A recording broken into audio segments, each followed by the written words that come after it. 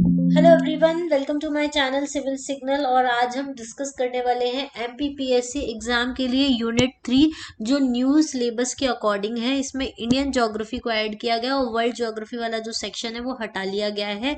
Indian geography में जो पहला सेक्शन ऐड किया गया है वो है इसमें माउंटेन्स, प्लेन्स एंड प्लेट्यू। तो आज हम इसी को डिटेल में डिस्कस करने वाले हैं कि माउंटेन्स क्या है, प्लेन्स क्या है, प्लेट्यूज क्या है और इनके ऊपर किस टाइप के क्वेश्चन जो है वो एमपीपीएससी एग्जाम में बन सकते हैं।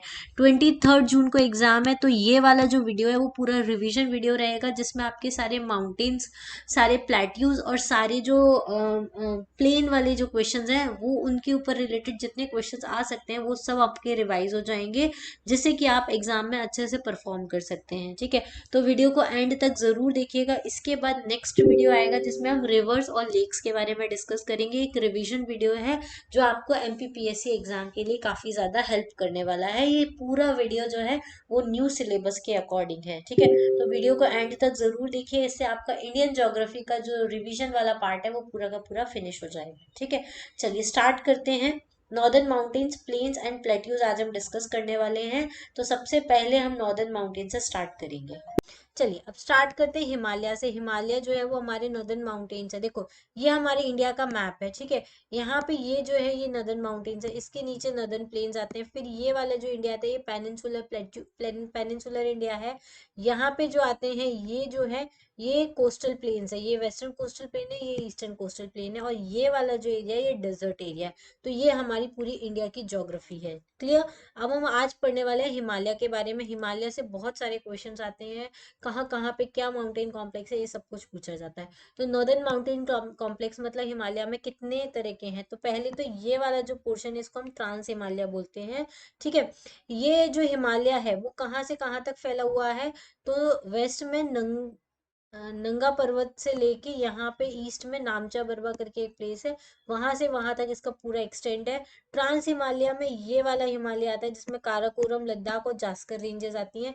फिर पूर्वांचल हिमालय आता है जिसमें ये वाला पार्ट आता है। ठीक है, तो ये इस तरीके से हमारा जो नॉर्दर्न माउंटेन कॉम्प्लेक्स है वो 3 तरह के माउंटेन्स में डिवाइडेड है। पहला है ट्रांस हिमालय, दूसरा है हिमालय और तीसरा है पूर्वांचल। ठीक है, हिमालय भी फर्दर अलग अलग पार्ट्स में डिवाइडेड है, जिससे ऊपर वाली रेंजेस को ग्रेट हिमालय बोलते हैं, बीच में जो डिसकंटिन्यूअस रेंजेस है उसको मिडिल हिमालयस बोलते हैं, और नीचे नैरो रेंजेस जो हैं उनको हम शिवालिक्स बोलते हैं। ठीक है, तो इस तरीके से हिमालय का डिवीजन किया गया है उसके उनकी पीक्स के बेसिस पे। तो 3 तरह का हम लोगों ने देख लिया, नॉर्दर्न हिमालय, ट्रांस हिमालय और पूर्वांचल हिमालय। अब हमको इनको डिटेल में पढ़ना है। क्लियर। चलिए स्टार्ट करते हैं नॉर्दर्न हिमालय से। पहले हम देखेंगे नॉर्थ से साउथ डिवीजन, मतलब नॉर्थ से साउथ में क्या क्या डिवाइडेड है। तो सबसे पहले नॉर्थ में आता है ग्रेट हिमालयस, उसके बाद बीच में ये रेंजेस जो आती हैं इनको हम बोलते हैं मिडिल हिमालयस, और सबसे नीचे जो है वो होता है शिवालिक हिमालयस। ठीक है, जिसको हम आउटर हिमालयस भी बोलते हैं। ग्रेट हिमालय को हिमाद्री भी बोला जाता है, मिडिल हिमालय को लेसर हिमालय या फिर हिमाचल भी बोलते हैं। क्या बोलते हैं? हिमाचल भी बोलते हैं। तो ये ग्रेटर हिमालय है, ये सारे मिडिल हिमालय है। पीर पंजाल, धौलाधार रेंजेस ये जो है वो मिडिल हिमालय रेंजेस हैं। ये सारी डिसकंटिन्यूअस रेंजेस है, कंटिन्यू नहीं है। फिर उसके नीचे सबसे नीचे आता है शिवालिक हिमालयस। ठीक है, अब हम पढ़ेंगे डिटेल में ग्रेट हिमालयस को। ये हाईएस्ट और मोस्ट कंटिन्यूअस रेंज है वर्ल्ड की जो इंडिया में एग्जिस्ट करती है।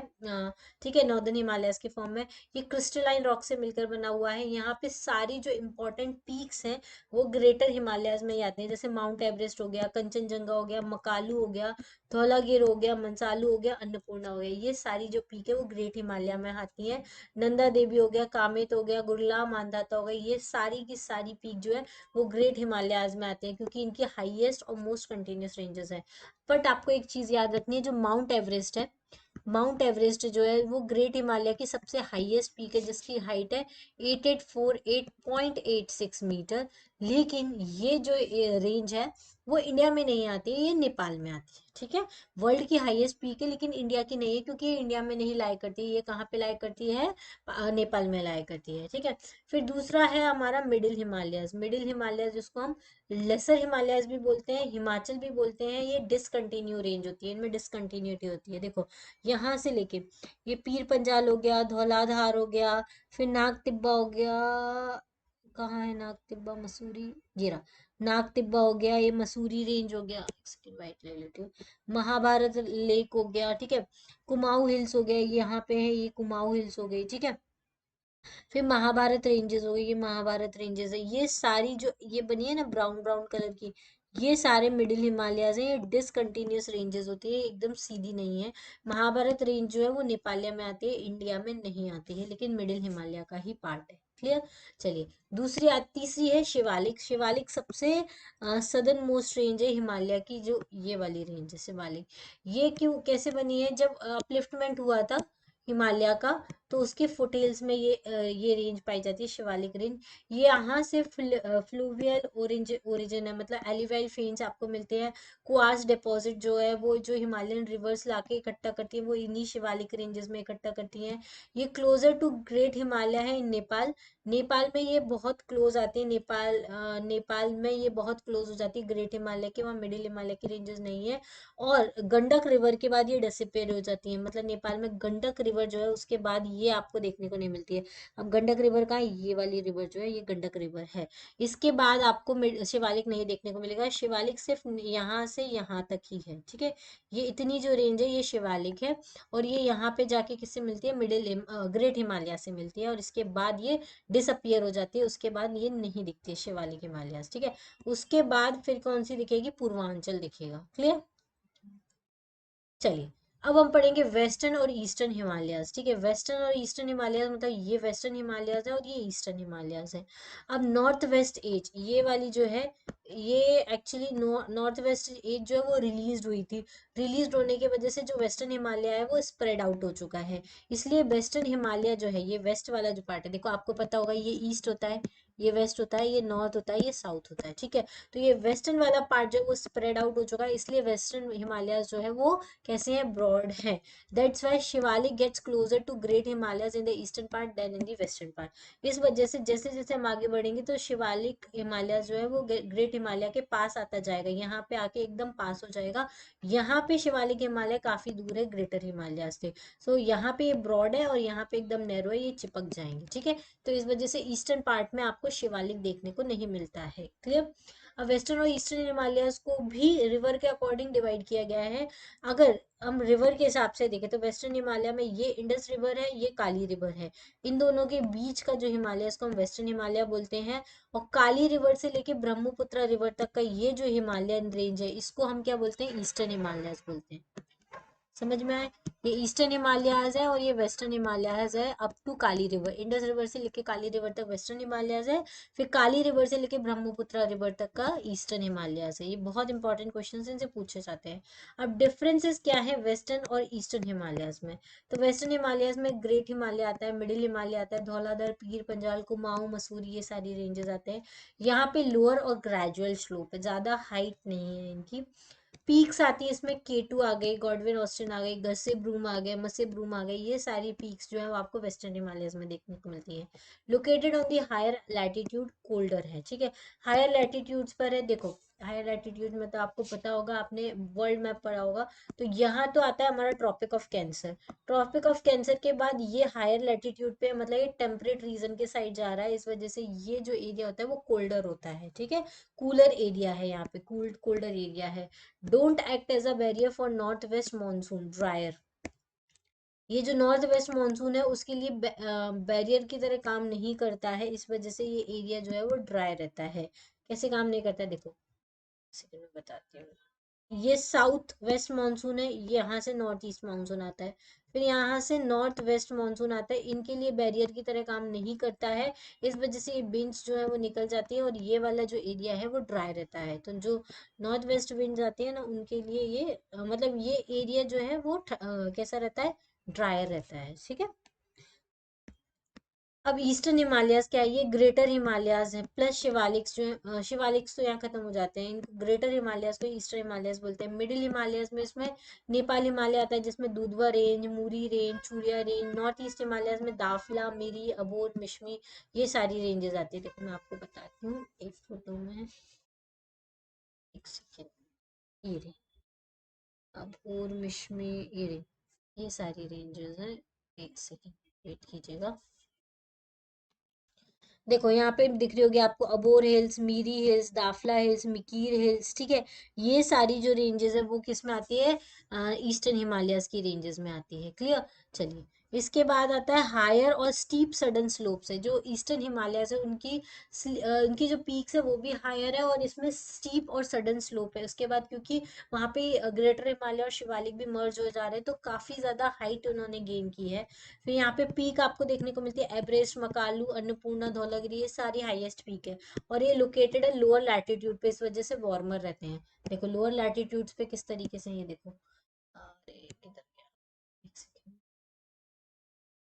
ये देखो, ये हायर लेटीट्यूड पर है, इस वजह से ठंडे रहते हैं। ये लोअर लेटीट्यूड पर है क्योंकि ट्रॉपिक ऑफ कैंसर यहीं से कहीं से जाता है, तो ये एरिया ट्रॉपिक ऑफ कैंसर के पास में है, इस वजह से लोअर लैटिट्यूड पर होने की वजह से वार्मर है। ये हायर लेटीट्यूड पर है, इसलिए ये वाले एरिया जो है वो कोल्डर है। ठीक है, इतना समझ में आया। एक्टिव बैरियर है साउथ वेस्ट मानसून विंड्स के लिए, इसलिए वेटर रहते हैं। ठीक है, जो साउथ वेस्ट मानसून विंड्स आती हैं उनके लिए बैरियर का काम करते हैं। देखो कैसे करते हैं बताती हूँ। यहाँ से ये वाला जो है यहाँ तक पहुंचते पहुंचते तो विंड्स एकदम ड्राई हो जाती है, क्योंकि पूरी बारिश यहीं हो जाती है। और वैसे भी अरावली रेंज जो है वो वहां से विंड सीधी निकल जाती है, फिर यहाँ आके एकदम ड्राई हो जाती है। यहाँ पे कोई बैरियर की तरह ये काम नहीं कर रहा। लेकिन यहाँ से जो बांग्लादेश होते हुए, मतलब बे ऑफ बंगाल से होते हुए जो नॉर्थ ईस्ट मानसून आएगा, उसके लिए ये क्या करेंगे, बैरियर का काम करेंगे। इस वजह से सबसे ज्यादा बारिश इस एरिया में होती है। मौसिम राम, चेरापूंजी, इन एरियाज में आपको देखने को मिलता है। वो इसलिए क्योंकि यहाँ ये बैरियर की तरह वर्क करती है, किसके लिए, मॉनसूनल विंड्स के लिए। क्लियर। फिर आएगा हमारा नेपाल हिमालय, ये भी बहुत इंपॉर्टेंट है। नेपाल हिमालय कहाँ से कहाँ तक है, तो ये वाला जो एरिया है इसको हम नेपाल हिमालय बोलते हैं। नेपाल हिमालय वाला ये वाला एरिया जो पूरा नेपाल में बिलोंग करता है, तो इसमें ग्रेटर हिमालय की रेंज आएंगी और मिडिल हिमालय की रेंज आएंगी। ग्रेटर हिमालय में जैसे धौलागिर आएगी, इसमें अन्नपूर्णा हो गया, मनसालू हो गया, एवरेस्ट हो गया, मकालू हो गया, ये सारी जो रेंजेस है वो ग्रेटर हिमालय की रेंजेस है। फिर दुधवा, मूरी, चूरिया, कंचनजंगा, कंचनजंगा भी ये ग्रेटर हिमालय की रेंज है। ये सारी दूधिया, मूरी, चूरिया, कंचनजंगा, ये सब किसकी है, मिडिल हिमालय की रेंज है। तो इस तरीके से नेपाल हिमालय जो है वो डिवाइडेड है। क्लियर। चलिए, उसके बाद आता है वेस्ट और ईस्ट हिमालयस। तो वेस्ट एंड ईस्ट हिमालयस में ये आप देख सकते हैं सेम चीज जो मैंने आपको अभी बताई। वेस्ट में इधर तो हिंदू कुश माउंटेन है, ऊपर पामीर नॉट है, फिर काराकोरम रेंज है, फिर लद्दाख रेंज है, फिर जास्कर रेंज है।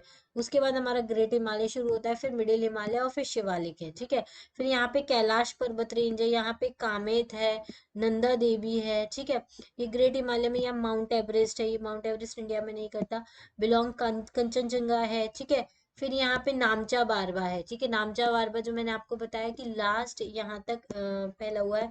फिर यहाँ Patkai boom, Naga hills, Mizo hills, ये सब पूर्वांचल का पार्ट है। क्लियर। तो ये सारी हिल्स है वेस्ट और ईस्ट हिमालयस की। क्लियर। चलिए, अब ईस्टर्न हिमालयस आप देख सकते हैं। ये वाला जो पार्ट है इसको हम ईस्टर्न हिमालय बोलते हैं। इसमें रेंजेस है मिशमी, अबोर, मीरी, दाफला, ये सारी रेंजेस जो है वो ईस्टर्न हिमालय की रेंजेस है। क्लियर। चलिए, उसके बाद अगर हम ईस्ट से वेस्ट डिवीजन देखें, मतलब ये हमारा इंडिया है, तो यहाँ से यहाँ तक का वो जो पार्ट हम देखें, ईस्ट टू वेस्ट डिवीजन हम देखें तो कैसे है। पहले आता है कश्मीर हिमालय और पंजाब हिमालय, जिस जो इंडस से सतलज रिवर तक है। फिर आता है हमारा कुमाऊं हिमालय जो सतलज से काली रिवर के बीच में है। फिर आता है हमारा नेपाल हिमालय जो काली से कोसी रिवर के बीच में है। फिर सिक्किम हिमालय जो कोशी से तिस्ता के बीच में आता है। फिर आसाम हिमालय जो तिस्ता से दिहांग के बीच में आता है। इसको हम मैप में भी देख सकते हैं। देखो, एक सेकेंड। अब देखो, ईस्ट टू वेस्ट डिवीजन अगर हम देखें तो ये देखो, ये वाली रिवर जो है इसको इंडस रिवर बोलते हैं, और ये सतलज रिवर है। इनके बीच का जो हिमालय है उसको हम पंजाब हिमालय बोलते हैं। फिर सतलज रिवर और काली रिवर के बीच का जो हिमालय है उसको हम कुमाऊं हिमालय बोलते हैं। फिर काली रिवर और तिस्ता रिवर के बीच का जो हिमालय है उसको हम नेपाल हिमालय बोलते हैं। फिर ये तिस्ता रिवर और ये कौन सी है, दिहांग रिवर, इनके बीच का जो हिमालय है इसको हम आसाम हिमालय बोलते हैं। कौन सा हिमालय बोलते हैं, इसको हम आसाम बोलते हैं। इसको हम नेपाल हिमालय बोलते हैं, जो काली रिवर और तिस्ता रिवर के बीच में है। अच्छा, एक और हिमालय है, ये इसमें नहीं दिया है, कोसी और तिस्ता के बीच में। यहाँ पे एक रिवर निकलती है कोसी रिवर, कोसी और तिस्ता के बीच का जो हिमालय है इसको हम सिक्किम हिमालय बोलते हैं। क्या बोलते हैं, सिक्किम हिमालय बोलते हैं। ये वाला जो हिमालय है इसको कुमाऊं हिमालय बोलते हैं, जो सतलज और काली रिवर के बीच में है। और इंडस और सतलज के बीच में जो है वो कश्मीर और पंजाब हिमालय है। क्लियर। तो ये सारे रेंजेस है जो पूछे जाते हैं डायरेक्टली। ये आप इस तरीके से देख सकते हैं, मैंने अलग अलग तरीके से आपको डाल दिया। इंडस सतलज के बीच में पंजाब हिमालय है, फिर सतलज और काली रिवर के बीच में कुमाऊं हिमालय है, फिर काली रिवर और तिस्ता रिवर के बीच में नेपाल हिमालय है, और तिस्ता और दिहांग या ब्रह्मपुत्र बोल सकते हैं, इनके बीच में आसाम हिमालय है। क्लियर, समझ में आया आई होप आपको। अब कश्मीर टू पंजाब हिमालय देख लीजिए, ये वाला एरिया जो है इंडस से लेके सतलज वाला। अब इसमें आती है काराकोरम रेंजेस, ये वाली रेंजेस, लद्दाख रेंज आती है, जास्कर रेंज आती है, फिर यहाँ पे पीर पंजाल आती है, धौलाधर रेंज आती है, और जोजिला पास आता है कश्मीर और लद्दाख के बीच में। यहाँ कश्मीर रेंज और कश्मीर वैली और लद्दाख के रेंज में एक पास आता है जिसको जोजिला पास बोलते हैं। यहाँ पे आपको वैलीज देखने को मिलेंगे, डून्स देखने को मिलेंगे, लेक्स देखने को मिलेंगे, कश्मीर टू पंजाब हिमालय। तो ये वाला एरिया, अगर कश्मीर आप नहीं गए हो ना तो आपको जरूर जाना चाहिए। एक बार एग्जाम दे लो, अच्छे से क्लियर कर लो, उसके बाद कश्मीर जरूर जाना, ठीक है। फिर उसके बाद आता है कुमाऊं हिमालय। ये वाला जो एरिया है इसको हम कुमाऊं हिमालय बोलते हैं, जो सतलज से काली रिवर के बीच में आता है। इसको वेस्ट गढ़वाल हिमालयस भी बोलते हैं, या फिर ईस्ट कुमाऊं हिमालयस भी बोलते हैं। इसमें पीक्स आती हैं नंदा देवी, नंदा देवी आए है, कामित आई, बद्रीनाथ आई, केदारनाथ आई, गंगोत्री आई, ठीक है। ये रहा कुमाऊं हिमालय, ये गढ़वाल है, ठीक है। वेस्ट में गढ़वाल है, ईस्ट में कुमाऊं हिमालय आता है, नीचे शिवालिक्स आते हैं। ये बद्रीनाथ पीक है, ये रही बद्रीनाथ, ये रही गंगोत्री, ये रही नंदा देवी, ठीक है। ये सारी पीक्स आती हैं इसमें, मसूरी रेंज भी आती है, टहरी डैम भी आता है, श्रीनगर भी इसमें आता है, ठीक है, हरिद्वार भी इसमें आ रहा है। ये सारी चीजें इसके अंदर आती हैं, ठीक है। ऊपर ग्रेट हिमालय है, नीचे शिवालिक है, और बीच में ये सारी गढ़वाल रेंज है और कुमाऊं रेंज है, ये दोनों मिडिल हिमालय है, ठीक है। ये गंगा और यमुना रिवर का सोर्स है, क्योंकि गंगोत्री यहाँ पर है और यहीं पास में यमुनोत्री है, और यहाँ बद्रीनाथ भी है, ठीक है। नैनीताल और भीमताल लेक्स जो है वो इसी कुमाऊं हिमालय वाले रीजन में आपको देखने को मिलती है। क्लियर, चलिए फिर आता है हमारा Nepal Himalaya.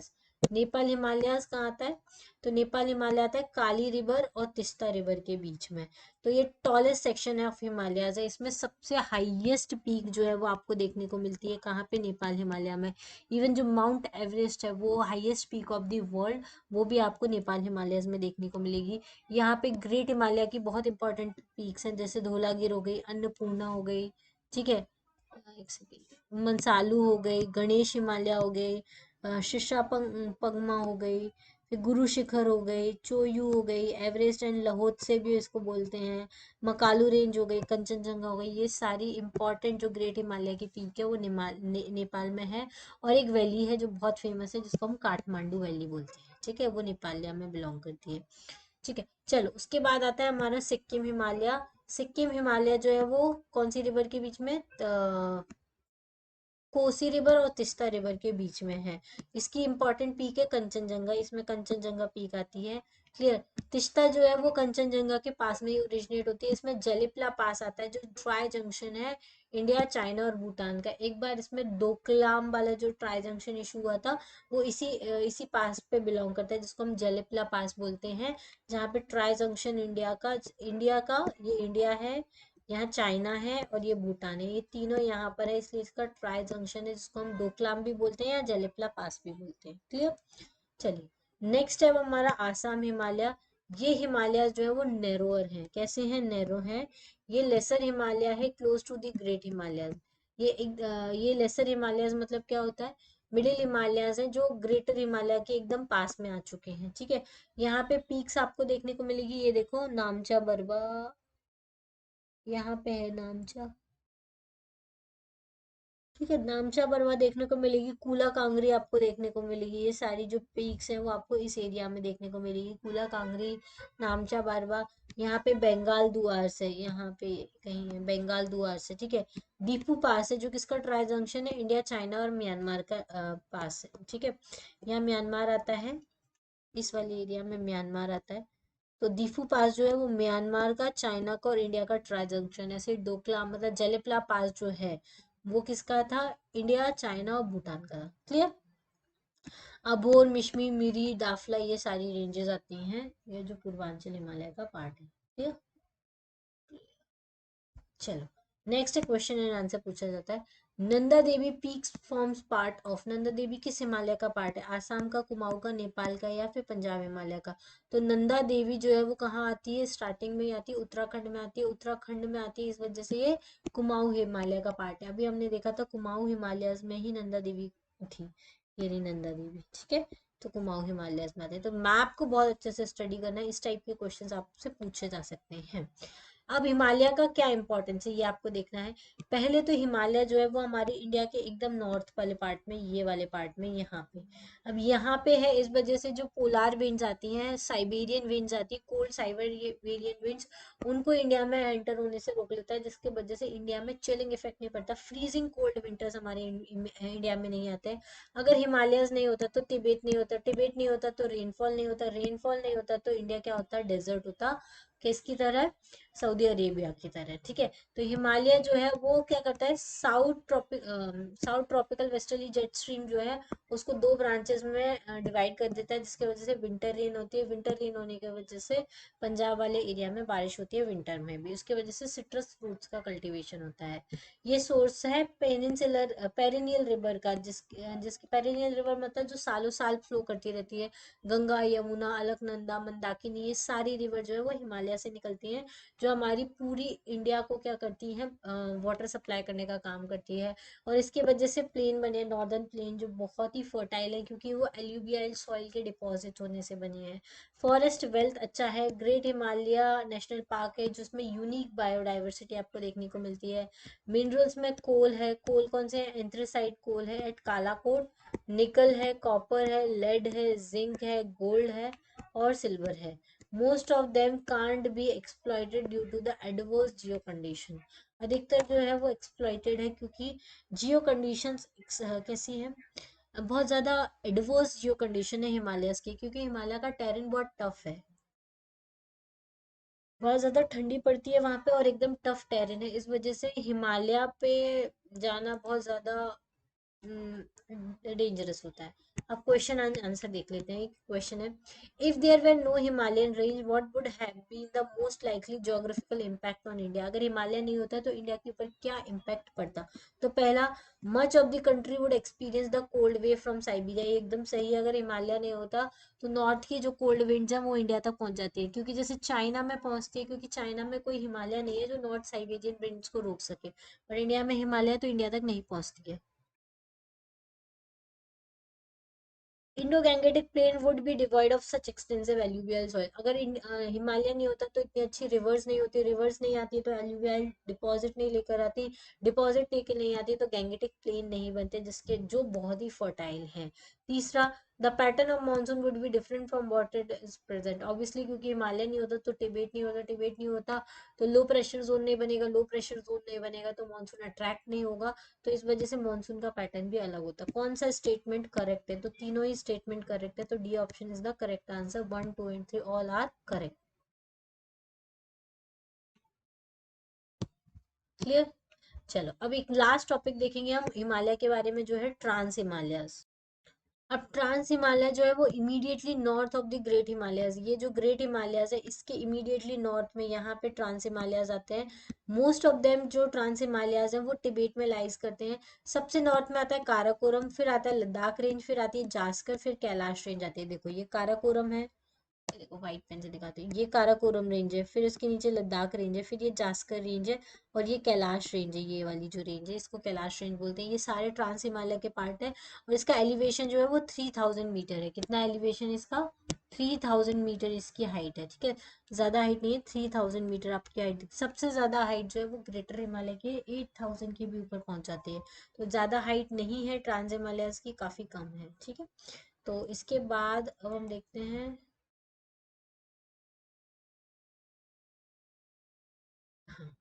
Ranges of peaks कौन कौन सी है ट्रांस हिमालय में। तो काराकोरम जो है, काराकोरम में एक रेंज है जिसको हम बोलते हैं K2, इसको गॉडविन ऑस्टिन भी बोला जाता है, या गशे ब्रूंग, ये दो पीक जो है वो काराकोरम रेंजेस में है। फिर ये देखो यहाँ पे देखोगे, ये रही गशेब्रूम, ये रही, और ये K2 रहा, ठीक है। ये दोनों पीक जो है वो किस में आती है? काराकोरम रेंज में आती है। फिर राकापोशी जो आती है वो लद्दाख में, रेंज लद्दाख में आती है, तो राकापोशी, ये रही राकापोशी रेंज आ गई। फिर हरामोश रेंज आ गई, फिर मशेब्रूम आ गई, ये रही मशेब्रूम रेंज, ठीक है, ये सारी लद्दाख की रेंज है। फिर कांगरी, ये रही कांगरी, कूला कांगरी बोलते हैं ना जिसको, वो कांगरी रेंज यहाँ पर है। क्लियर। ये रही राका प्रोशी, ये रही। क्लियर। फिर आती है हमारी कैलाश रेंज, कैलाश में कैलाशी आता है। फिर जास्कर में नंगा पर्वत आता है, तो जास्कर रेंज यहाँ है और ये नंगा पर्वत यहाँ आता है, ठीक है। तो नंगा पर्वत किस में आती है, जास्कर रेंज में आती है, आपसे पूछा जाए तो ये डायरेक्ट क्वेश्चन है। क्लियर। देवसाई बेसिन इसमें आता है, पीर पंजाल रेंज आती है जास्कर रेंज में, ठीक है। और फिर कश्मीर वैली भी जास्कर वैली के पास में आती है। तो ये सारी इंपॉर्टेंट रेंजेस एंड पीक्स हैं। अब उसके बाद ट्रांस हिमालयस के बारे में और देखते हैं। काराकोरम जो है वो होम है greatest glacier of the world outside the polar region. Polar region के अलावा कहीं पे अगर ग्लेशियर पाया जाता है, ग्रेटेस्ट ग्लेशियर, तो वो काराकोरम रेंजेस में पाया जाता है, क्योंकि पोलर रीजन में तो हायर लैटिट्यूड की वजह से पाया जाता है, लेकिन काराकोरम में भी पाया जाता है हायर एल्टीट्यूड की वजह से। अच्छा, लैटिट्यूड और एल्टीट्यूड में क्या डिफरेंस होता है? एल्टीट्यूड मतलब हाइट होती है, और लैटिट्यूड मतलब ये 0 डिग्री, ये ट्रॉपिक ऑफ कैंसर का 23.5 डिग्री, ठीक है। फिर ये 66.5 डिग्री, और फिर ये 90 डिग्री पोलर रीजन। लेकिन ये लैंड जो होते हैं, इससे जो ऐसी हाइट आती है, वर्टिकल हाइट होती है किसी चीज की, उसको हम क्या बोलते हैं, ये अल्टीट्यूड बोलते हैं, ठीक है। हाइट को एल्टीट्यूड बोला जाता है। अब ट्रांस हिमालयाज में बहुत इंपॉर्टेंट चीजें हैं, जैसे कि सियाचिन हो गया, बालतोरो हो गया, बियापो हो गया, हिस्पर हो गई, ये सारे ग्लेशियर है। सियाचिन ग्लेशियर तो आपको फेमस पता ही होगा। फिर वाटरशेड है किसके बीच में, इंडिया और तुर्कमेनिस्तान के बीच में। ये जो ट्रांस हिमालयाज है, यहाँ पे तुर्कमेनिस्तान है, इसके और इंडिया के बीच में ये जो है वो वाटरशेड करने का काम करता है। क्लियर। अब देखो ट्रांस हिमालयाज में देवसाई माउंटेन पार्ट जो है वो लद्दाख रेंज का पार्ट है, ये देवसाई रेंज है, ठीक है। देवसाई बेसिन भी है, देवसाई रेंज भी है, ये किसका पार्ट है, लद्दाख रेंज का पार्ट है। सुरु रिवर जो इंडस की ट्रिब्यूटरी है, उसकी ओरिजिन भी कौन है, हाँ, ये ट्रांस हिमालयाज ही है, ठीक है। यहाँ पे सुरु रिवर फ्लो करती है इस डायरेक्शन में।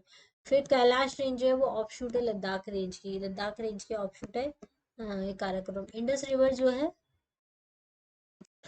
इंडस रिवर जो है वो दो रेंजेस की, ये रही इंडस रिवर, ये निकलती है लद्दाख और जास्कर के बीच में। ऊपर लद्दाख रेंज है, नीचे जास्कर रेंज है, इन दोनों के बीच में से इंडस रिवर फ्लो करती है, ये आपको पता होना चाहिए, क्वेश्चन पूछ लिया जाता है।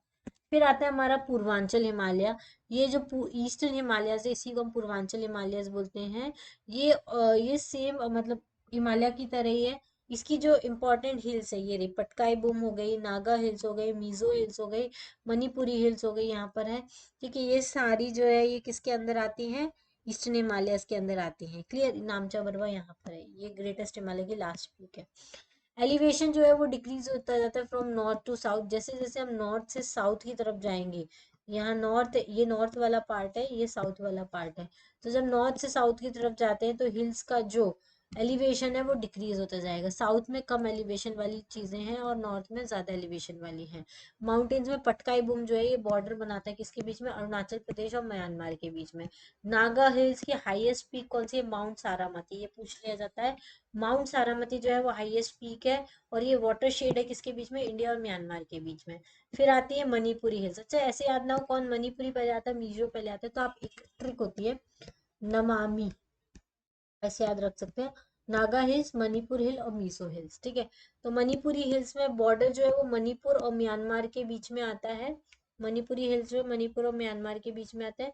ये सोर्स है मणिपुरी रिवर का, ठीक है। रिवर मणिपुरी रिवर का सोर्स है, और जो किसकी ट्रिब्यूटरी है, चिंदविन की ट्रिब्यूटरी है, जो म्यांमार में फ्लो करती है, ठीक है।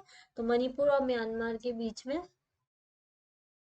मणिपुरी हिल्स आती है, जो मणिपुरी रिवर की सोर्स है, ठीक है। फिर आती है लास्ट मिजो हिल्स, जिसकी हाईएस्ट पीक है ब्लू माउंटेन। तो नागा हिल्स की याद रखना, सारामती है हाईएस्ट पीक, और मिजो हिल्स की है ब्लू माउंटेन। ये दोनों पीक बहुत इंपॉर्टेंट है, ये डायरेक्टली पूछ ली जाती है एग्जाम में। फिर पूर्वांचल का जो एक्सटेंशन है, ये जो पूर्वांचल रेंज है हमारे इंडिया में, ये वाली पूर्वांचल रेंज, एक सेकेंड,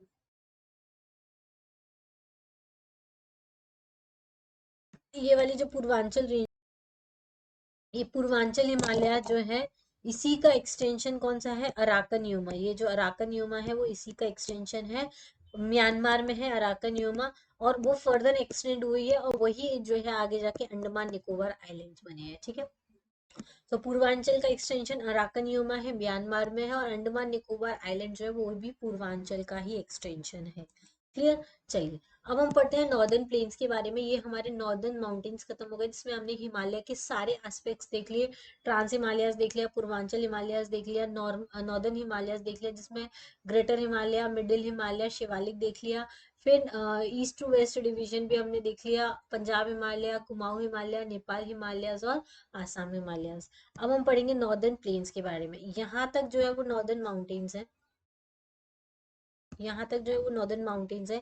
इसके नीचे वाला जो एरिया है जिसको हम नॉर्दर्न प्लेन्स बोलते हैं, जो हिमालयन रिवर्स जो है उनके नीचे डिपोजिशन के वजह से जो प्लेन बना है उसको हम नॉर्दर्न प्लेन बोलते हैं। ये सेकंड इंपॉर्टेंट फिजियोग्राफी है इंडिया की, जिसको हम नॉर्दर्न प्लेन्स के नाम से जानते हैं। ये एलुवियाई प्लेन होते हैं जो रिवर के डिपोजिशन से बने हैं। ये यंगेस्ट फिजियोग्राफिक फीचर है इंडिया का। ये डिपोजिशनल फ्लड प्लेन है जो हिमालयन रिवर्स के द्वारा क्रिएट किए गए हैं। पहला प्लेन है इंडस रिवर का, दूसरा प्लेन है गंगा रिवर का, और तीसरा प्लेन है ब्रह्मपुत्र रिवर का। ये one of the largest continuous और एक्सटेंसिव प्लेन्स है। फर्टाइल प्लेन है, फ्लैट टोपोग्राफी है, हिस्टोरिकली सेटल्ड और डेंस पॉपुलेशन है यहाँ पे, क्योंकि रिवर के आसपास में क्या होता है, फर्टाइल प्लेन होते हैं, पीने के लिए पानी मिलता है, एग्रीकल्चर अच्छा होता है, तो अधिकतर जो पॉपुलेशन है, डेंस पॉपुलेशन जो है वो आपको रिवर के आसपास वाले एरियाज में मिलेगी। इस वजह से इन एरियाज में आपको डेंस पॉपुलेशन मिलती है। 30% वर्ल्ड की पॉपुलेशन जो है वो 10% ऑफ वर्ल्ड के एग्रोलैंड पे रहती है। मतलब वर्ल्ड की 30% पॉपुलेशन सिर्फ 10% लैंड पे रह रही है, मतलब 20% एक्स्ट्रा है। इस वजह से ओवर पॉपुलेटेड या डेंसली पॉपुलेटेड एरिया बन गया है ये तीनों रिवर के सिस्टम का। अब हम नॉर्दर्न प्लेन्स, मतलब नॉर्दर्न प्लेन्स के बारे में नॉर्थ टू साउथ डिवीजन देखे। नॉर्थ से साउथ में कैसे ये प्लेन्स बने हुए हैं, ऐसे अलग अलग। तो सबसे ऊपर आता है भाबर रीजन, फिर आता है तराई रीजन, फिर आता है बांगर रीजन, और फिर होता है खादर रीजन। अब इन तीनों में क्या डिफरेंसेस हैं वो आप देखिए। भाबर रीजन मतलब ये एलुवियल फेन्स होते हैं, जहां से रिवर जो है हिल से किसमें अब एंटर कर रही है, प्लेन एरिया में एंटर कर रही है। तो वहां पे हिमालयन रिवर जो है वो क्वार्ट्स मतलब बहुत सारे पत्थर लेके आती है, लार्ज बोल्डर्स लेके आती है, हाई पोरोसिटी और परमेबिलिटी आपको देखने को मिलती है। ये बड़े बड़े पत्थरों की वजह से रिवर यहाँ पे डिसअपियर हो जाती है, ऐसा लगता है कि रिवर ही नहीं है, सिर्फ पत्थर ही पत्थर पड़े हैं, और ये कल्टीवेशन के लिए बिल्कुल भी अच्छी नहीं होती है। ठीक है, उसके बाद एक रीजन आता है जिसको हम बोलते हैं तराई रीजन। तराई रीजन मतलब ऐसा रीजन जहाँ पे ड्रेनेज अच्छा नहीं होता है, बैड ड्रेनेज होता है। यहाँ पे रिवर वापस रीअपियर होती है, भाबर में गायब हो जाती है बड़े बोल्डर्स की वजह से। लेकिन यहाँ पे आपको रिवर दिखती तो है, लेकिन ये स्वैम्पी होती है, मार्शी होती है। यहाँ अधिकतर आपको नेचुरल साल फॉरेस्ट देखने को मिलते हैं। तराई जो है बंगाल रीजन का और बिहार का, वो ज्यादा डेवलप है। ठीक है, बंगाल और बिहार में जो तराई रीजन है वो ज्यादा डेवलप है। फिर आता है बांगर रीजन और खादर रीजन, ये दोनों बहुत इंपॉर्टेंट रीजन है। ये बांगर रीजन जो है वो ओल्ड फ्लड प्लेन्स है रिवर के, मतलब रिवर पहले उतने एरिया तक फ्लो करती थी, अब उसका एरिया कम हो गया, अब ये ड्राई हो चुके हैं, इसको हम ड्राई लैंड भी बोलते हैं। और ये कॉन्क्रीट मतलब कैलकेरियस कॉन्क्रीशन से बना है, मतलब ये कंकड़ बन गया है, मतलब ये ऐसे सूख सूख गया है। मतलब पहले यहाँ पे रिवर फ्लो करती थी, अब नहीं करती है। खादर कौन सा होता है, ये वाला न्यू फ्लड प्लेन्स है, मतलब यहाँ से अभी रिवर फ्लो करती है, और जब बारिश के टाइम पे जब ज्यादा पानी बढ़ता है तो ये इन प्लेन्स को कवर करती है, तो फ्रेश रिवर डिपोजिशन यहाँ देखने को मिलता है। बांगर और खादर के बीच में स्लोप आपको देखने को मिलेगा। पंजाब में इनको धयांस बोलते हैं, यूपी में इनको खोल बोलते हैं, बंगाल में इनको भील्स बोलते हैं, और बिहार में इनको ताल बोलते हैं। देखो क्या बोलना चाह रही हूँ मैं, आप समझो। ये ये एरिया है, फ्लड एरिया है। ठीक है, पहले जो रिवर थी वो यहाँ तक फ्लो करती थी, इतने पूरे एरिया में यहाँ पे ऐसे फ्लो करती थी रिवर। अब क्या हो गया, ये पूरा ओल्ड फ्लड प्लेन है, तो यहाँ पे भी पहले डिपोजिशन होता था, क्योंकि रिवर पहले यहाँ तक चढ़ जाती थी, और यहाँ पे जब ये उतरती थी तो यहाँ पे डिपोजिशन होता था। अब ये वाला, अब रिवर में इतना, रिवर का या तो वो विड्थ चेंज हो गई है या फिर एरिया छोटा हो गया है, तो रिवर अब यहाँ तक तो कभी जाती ही नहीं है, सिर्फ इतने ही एरिया में फ्लो करती है। रिवर का एक्चुअली स्ट्रीम ये है, फ्लड जब फ्लड आते हैं या फिर जब पानी बढ़ जाता है तो रिवर यहाँ तक पहुंच जाती है, तो ये पूरा का पूरा न्यू फ्लड प्लेन होता है। ठीक है, ये वाला जो पूरा एरिया है ये न्यू फ्लड प्लेन है, और यहाँ से लेके यहाँ तक का ये वाला जो एरिया है ये पूरा ओल्ड फ्लड प्लेन है। समझ में आया आपको? देखो मैं एक बार और बताती हूँ। ये वाला जो एरिया यहाँ से यहाँ तक का, ये वाला यहाँ तक का, ये ओल्ड फ्लड प्लेन है, और न्यू वाला फ्लड प्लेन यहाँ से यहाँ तक का है सिर्फ। तो इसको जो अंदर वाला है इसको हम बोलते हैं खादर, और ये जो बाहर वाला है इसको हम बोलते हैं बांगर। समझ में आया? आई होप आपको क्लियर हो गया होगा ये मैंने क्या आपको बताया जो भी। ये बाहर वाला जो है वो ओल्ड फ्लड प्लेन्स है, और अंदर वाला जो है वो न्यू फ्लड प्लेन्स है, मतलब नया एरिया है वहां पे रिवर फ्लो करती है। ओल्ड फ्लड प्लेन मतलब वहां तक पहले रिवर फ्लो करती थी। क्लियर?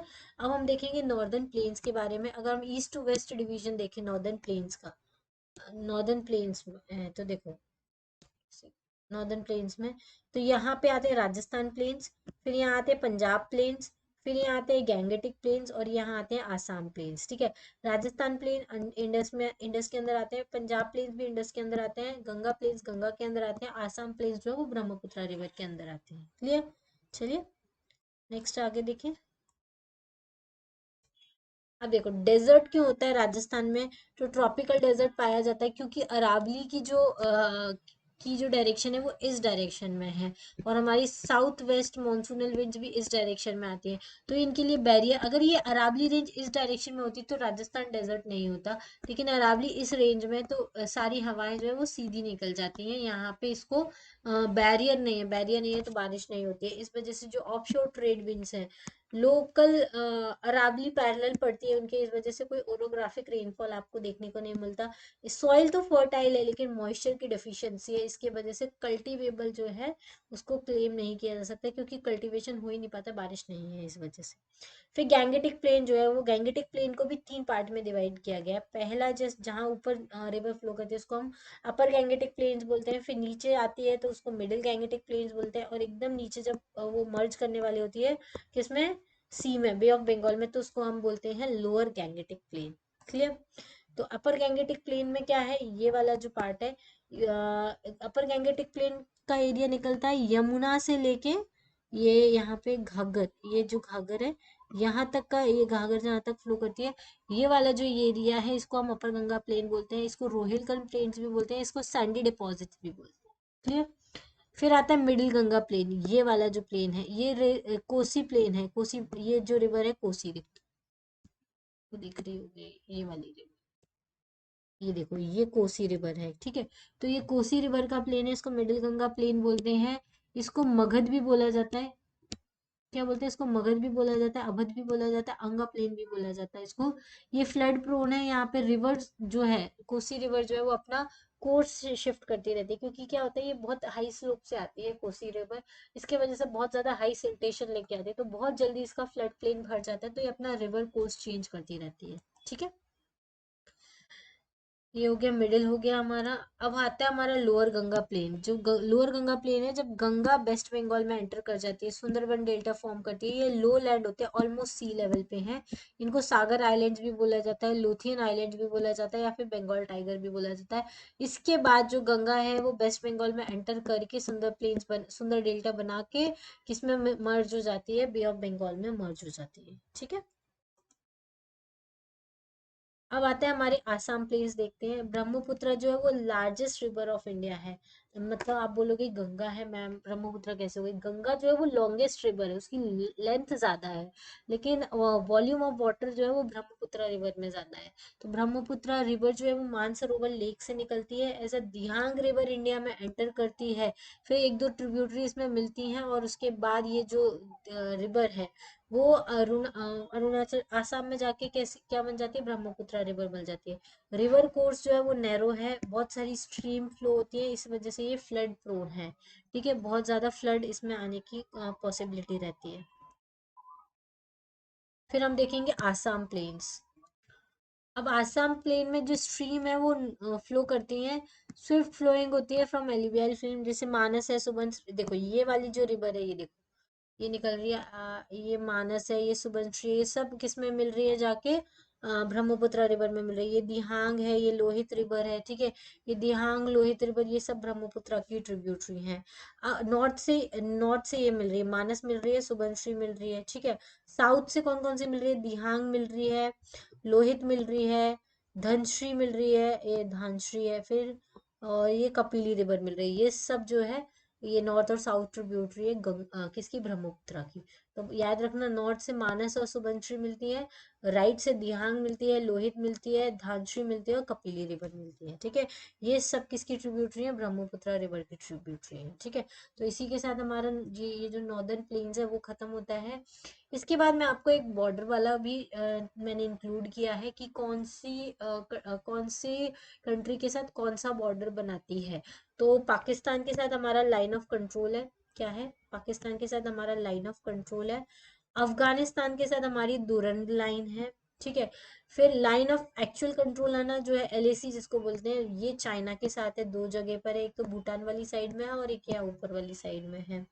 फिर मैकमोहन लाइन जो है वो चाइना के साथ ही है, 1914 में जो बनी थी। और ये वाली जो लाइन है जो बांग्लादेश के साथ बनी है और पाकिस्तान के साथ बनी है, इसको हम बोलते हैं रेड क्लिफ लाइन। कौन सी लाइन बोलते हैं? जो 1947 का वॉर हुआ, इंडिपेंडेंस के बाद बनी है, इसको हम रेड क्लिफ लाइन बोलते हैं। सर रेड क्लिफ ने बनाई थी इसलिए। और ये लाइन ऑफ कंट्रोल है जिसमें पाकिस्तान ने कश्मीर को हड़पने की कोशिश की थी, तब उस एरिया को ब्लॉक किया गया था, तो उसको हम लाइन ऑफ कंट्रोल बोलते हैं। लाइन ऑफ एक्चुअल कंट्रोल जब चाइना ने इंडिया को हड़पने की कोशिश की गई थी, तब ये लाइन ऑफ एक्चुअल कंट्रोल इन दो एरियाज में बनाया गया था। मैकमोहन लाइन जो डायरेक्ट बाउंड्री है इंडिया और चाइना की, इसको हम मैकमोहन लाइन बोलते हैं। क्लियर? समझ में आया? तो ये सारे जो है वो बॉर्डर्स हैं। इसके बाद आते हैं हमारे पेनिनसुलर प्लेट्यूज। इसके बारे में भी डिस्कस कर लेते हैं। पेनिनसुलर प्लेट्यूज कौन कौन से हैं? तो देखो, इंडिया में पेनिनसुलर प्लेट्यूज में north central highland, north central highland मतलब ये वाला जो एरिया है इसको हम नॉर्थ सेंट्रल हाईलैंड बोलते हैं। फिर साउथ में जो सेंट्रल हाईलैंड है इसको साउथ सेंट्रल हाईलैंड बोलते हैं। ईस्ट में ये जो प्लेट्यूज है इनको ईस्टर्न प्लेट्यूज बोलते हैं। नॉर्थ डेक्कन, इसको ये जो डेक्कन प्लेट्यूज को नॉर्थ डेक्कन बोलते हैं। ये वाला जो एरिया इसको साउथ डेक्कन बोलते हैं। ये वाला एरिया इसको वेस्टर्न घाट बोलते हैं। ये वाला जो एरिया इसको ईस्टर्न घाट बोलते हैं। ये वाला जो एरिया है इसको मेघालय अपलैंड्स बोलते हैं। ये इंडियन पेनिनसुलर प्लेट्यूज के पार्ट है। ठीक है, अब नॉर्थ सेंट्रल हाईलैंड्स में क्या क्या आता है? एक तो अरावली रेंज आती है, फिर महाभारत अपलैंड्स आते हैं, यहाँ पे महाभारत अपलैंड्स है।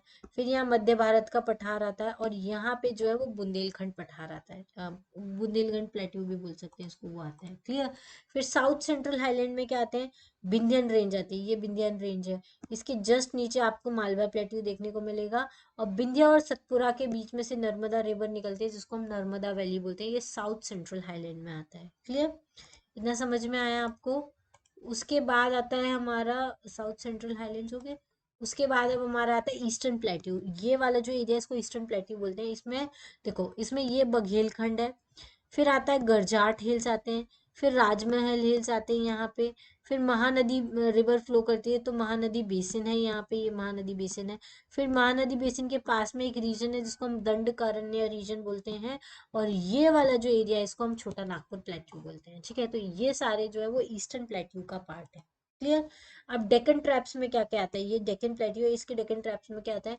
इंडिया पास ओवर री यूनियन हॉटस्पॉट। एक्चुअली आपने देखा होगा जब हम लोगों ने जियोमॉर्फोलॉजी पढ़ा था, उसमें मैंने आपको बताया था कि इंडिया पहले अफ्रीका का पार्ट हुआ करता था, अफ्रीका से ज्वाइंट हुआ। फिर जो है प्लेट मूवमेंट की वजह से, प्लेट टेक्टोनिक थ्योरी में हमने देखा था कि इंडिया जो है वो अफ्रीका से अलग होकर यूरेशियन प्लेट की तरफ मूव किया, जिसकी वजह से बीच में एक रीयूनियन हॉटस्पॉट पड़ता है। तो जब इंडिया वहां से पास हो रहा था तो उसका लावा का डिपोजिशन हुआ, उस लावा के डिपोजिशन के वजह से ही ये डेक्कन प्लेट्यू बना है। तो ये बेसाल्टिक लावा था जिसकी वजह से फ्लो के क्या बन गया? लावा ओवर द लेयर लावा जमता गया, जिसके वजह से डेक्कन ट्रैप जो है वो फॉर्म हो गए। ये स्टेप्स की तरह दिखते हैं इसलिए इनको ट्रैप्स बोला जाता है। फिर यहाँ पे रेंजेस है, ये वाली रेंज जो है इसको हम सतपुरा रेंज बोलते हैं।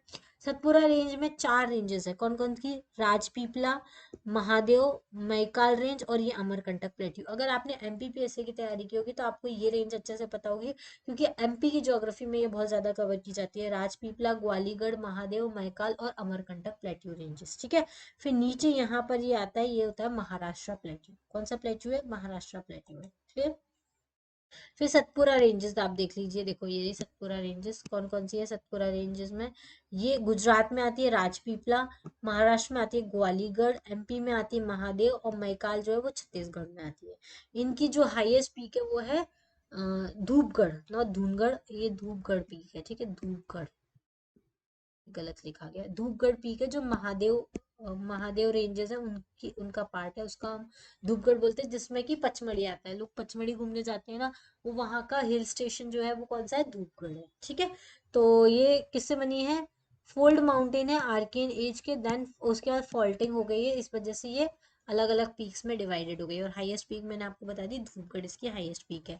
अच्छा, मैंने दो की और बताई थी, माउंट सारामती किसकी हाईएस्ट पीक है, आप मुझे बताइए कमेंट बॉक्स में। ठीक है, और माउंट ब्लू माउंटेन्स किसकी हाईएस्ट पीक है, एक बार मैं फिर से रिवाइज करा देती हूँ, फिर भी आप कमेंट बॉक्स में लिखिए जिससे आपको याद रहेगी। सारामती जो है वो नागा हिल्स की हाईएस्ट पीक है, और ब्लू माउंटेन्स जो है वो, अच्छा बताइए, मीजो हिल्स की है कि मणिपुरी हिल्स की है। तो ब्लू माउंटेन जो है वो मीजो हिल्स की हाईएस्ट पीक है। ठीक है, ये आपको याद रखना है। तो एक बार फिर भी ये सारी पीक्स जो है वो आपको रिवाइज करनी होती है। इसमें मैच द फॉलोइंग में क्वेश्चंस आ जाते हैं, या फिर मैच द कॉलम में क्वेश्चंस आ जाते हैं, कौन से माउंटेन की कौन सी पीक है हाईएस्ट वाली। क्लियर, तो ये सारी चीजें आपको याद रखनी है। उसके बाद सतपुरा रेंज में अमरकंटक प्लेट्यू जो है वो ईस्ट ऑफ माइकाल रेंज है, ये वाला जो यहाँ पे जो है वो अमरकंटक प्लेट्यू है। फिर यहाँ पे नीचे ये बैतूल प्लेट्यू है, ये वाला जो प्लेट्यू है उसको बैतूल प्लेट्यू बोलते हैं।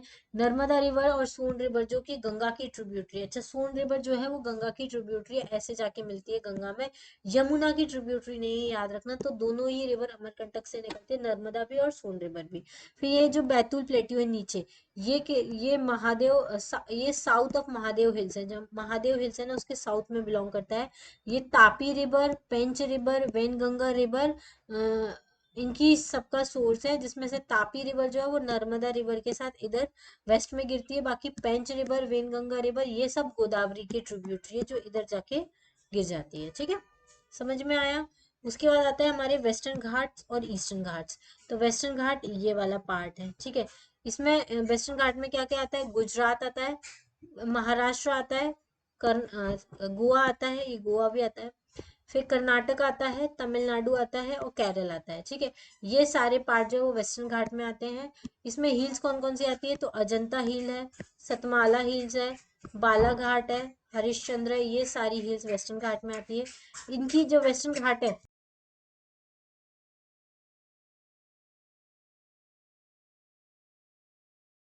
देखो वेस्टर्न घाट की जो हाईएस्ट पीक है वो है अनाईमुडी होगी। पासेस कौन से हैं, दो पास है, थालघाट पास और बोरघाट पास। थालघाट पास जो है यहाँ आएगा मुंबई और नासिक के बीच में, और बोरघाट पास जो है वो मुंबई और पुणे के बीच में आएगा। ये दोनों पास आपको याद रखना है। और ये रेंजेस कौन कौन सी मैंने बता दिया, अजंता, सतमाला, बालाघाट और हरिश्चंद्र। ये नॉर्थ से साउथ लगाने में आ जाती है कि कौन सी अजंता पहले आती है, सतमाला आती है, बालघाट आती है, हरिश्चंद्र आती है, ऐसे नॉर्थ से साउथ लगाने को आ जाती है। तो ये आपको ध्यान रखना है वेस्टर्न घाट का। ठीक है, वेस्टर्न घाट का रेनफॉल पैटर्न क्या है, ज़्यादातर रेनफॉल जो है वो कर्नाटका में होती है। और ये जो वेस्टर्न घाट है वो स्टीपर है महाराष्ट्र में, लोअर एंड ब्रॉडर है इन कर्नाटका में। मतलब हाइट जो है वो ज़्यादा कहाँ पे, महाराष्ट्र में है, और हाइट कम और ब्रॉडर जो है वो कर्नाटका में है। ठीक है, केरल में आइसोलेटेड हिल्स हैं, रेन बियरिंग विंड जो होते हैं वो गैप्स के बीच में से पास हो जाती हैं। ठीक है, अब यहाँ पे कर्नाटका में क्या होता है, जेंटल स्लोप है, एयर पार्सल जो होता है वो एनर्जी को रिटेन नहीं कर पाता है for a longer period of time. तो air parcel can retain energy and speed.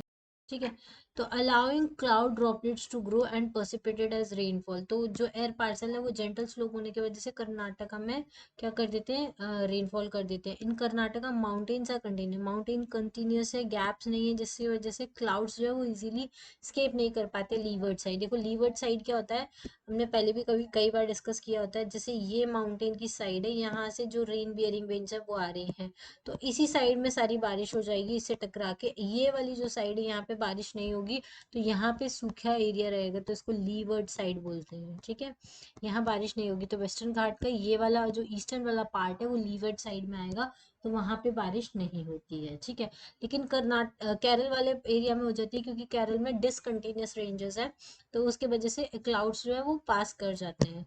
Western घाट की इकोलॉजी क्या है, यूनेस्को वर्ल्ड हेरिटेज साइट में आता है, एवरग्रीन टू थ्रोन यहाँ पे पाया जाता है। कर्नाटक, तमिलनाडु, केरल रीजन में शोला फॉरेस्ट पाए जाते हैं, बायोस्फीयर रिजर्व है, यूनिक बायोडाइवर्सिटी है, और हाइट जो है वो 2000 मीटर से ऊपर है।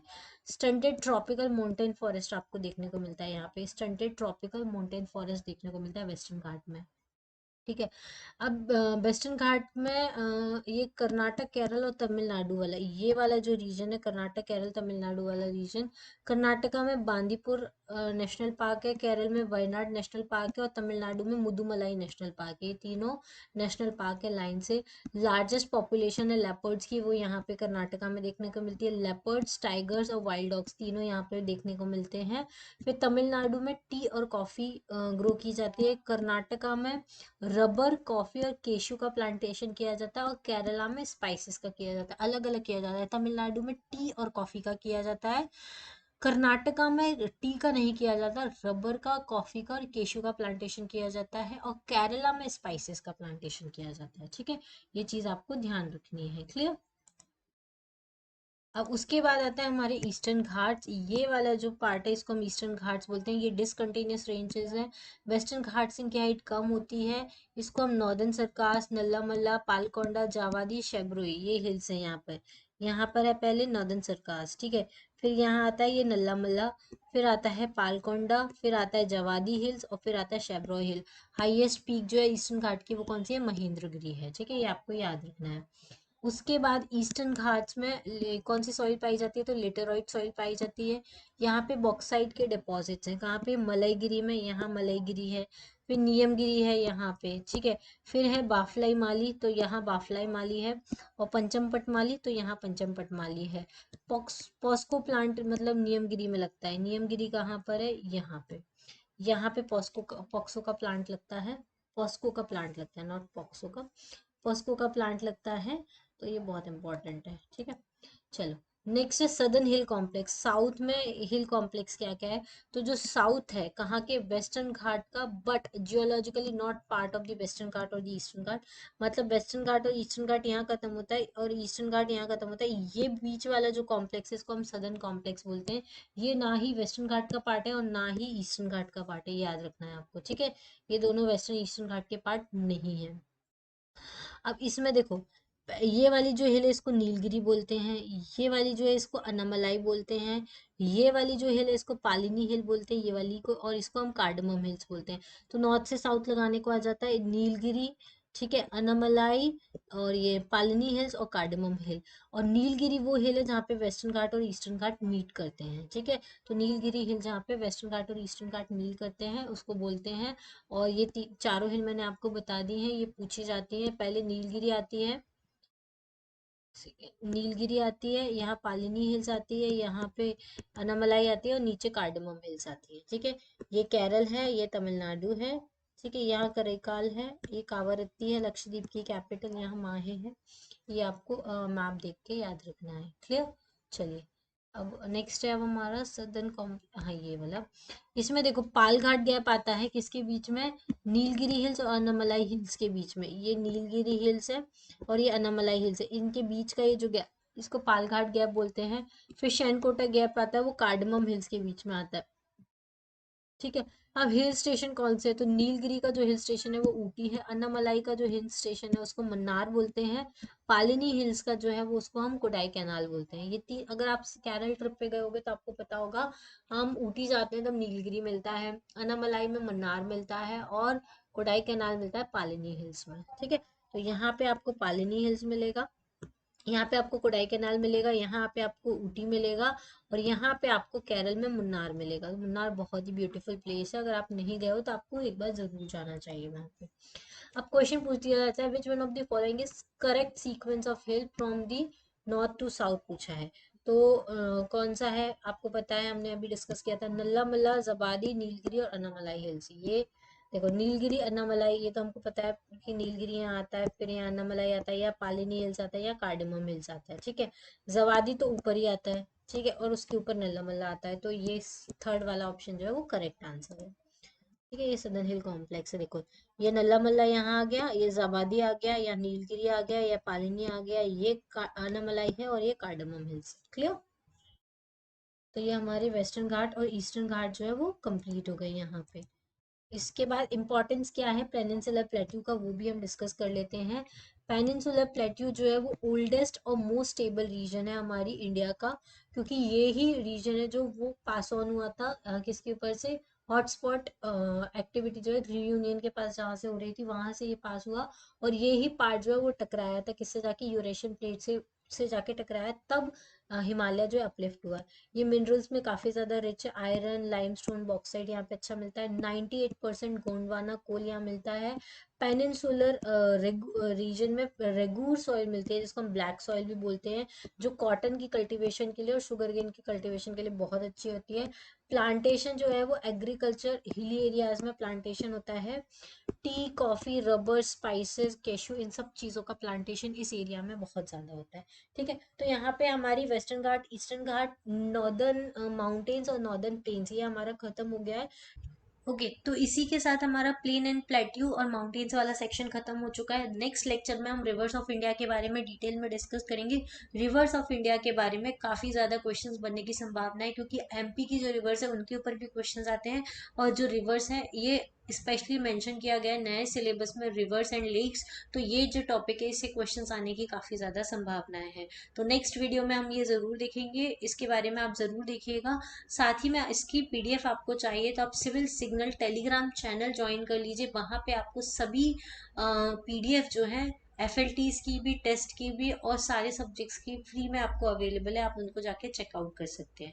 आज के लिए इतना ही, thank you, thanks for watching. अच्छे से तैयारी कीजिए, 23 जून है, 30 दिन अभी भी बाकी हैं, आप अच्छे से प्रिपेयर करेंगे तो इस एग्ज़ाम को ज़रूर क्रैक कर सकते हैं।